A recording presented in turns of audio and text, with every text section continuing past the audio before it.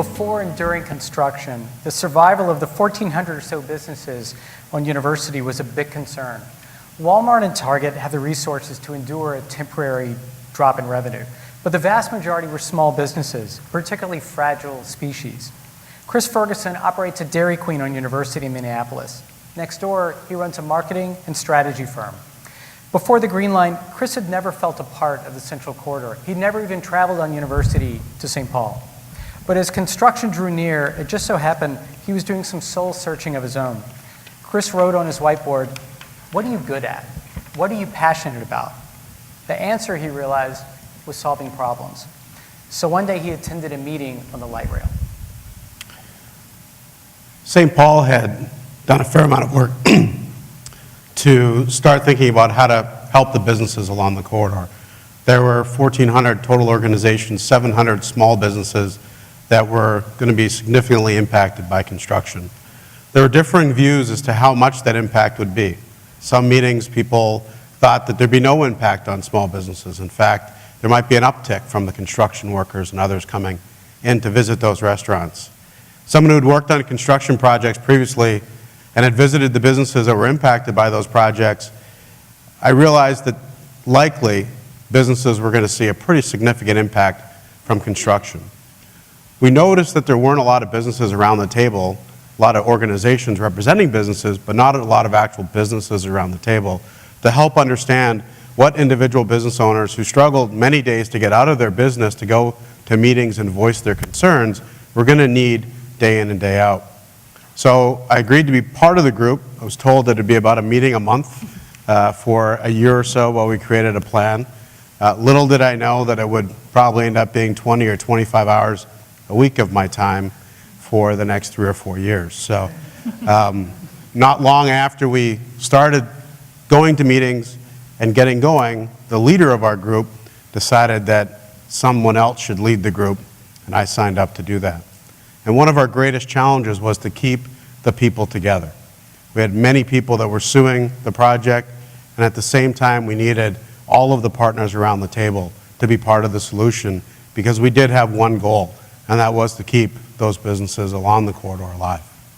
Chris, whose family is from Guyana in South America, had a breadth of experience that made him an ideal liaison.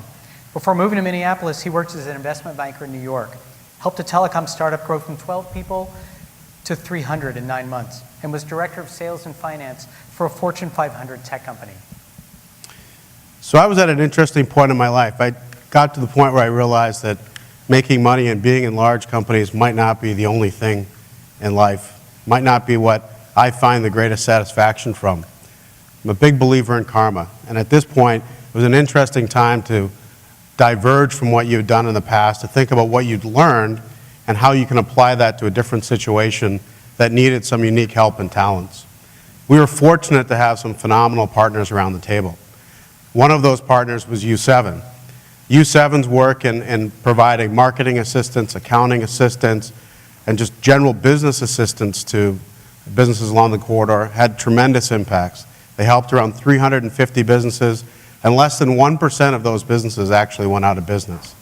In total, we had about 700 businesses up and down the corridor that were impacted and touched by our work. And we had around 10%, 7-8% of those businesses went out of business. But in fact, today there are more businesses along the corridor than there were when we started this process. So overall, I think the work that we did, the team, the effort, really had a significant positive impact on the community. If you would have asked me 4 or 5 years ago, I would have told you I would have thought there had been a lot of empty storefronts when the Green Line opened. Unfortunately, that wasn't the case. We provided marketing assistance. We were able, through the project office, to have a marketing campaign. We allowed small businesses to be on TV, billboards. We had a whole bunch of community help. We were able to provide $20,000 forgivable loans to a lot of the businesses up and down the corridor who needed that assistance. One of the businesses early on that needed our help was Golden's Deli in Lowertown. Before most of the work happened, really even before a lot of our efforts were fully underway, Golden's Deli had some of the initial work that was going on 4th right in front of Union Depot, made it really, really difficult to get there.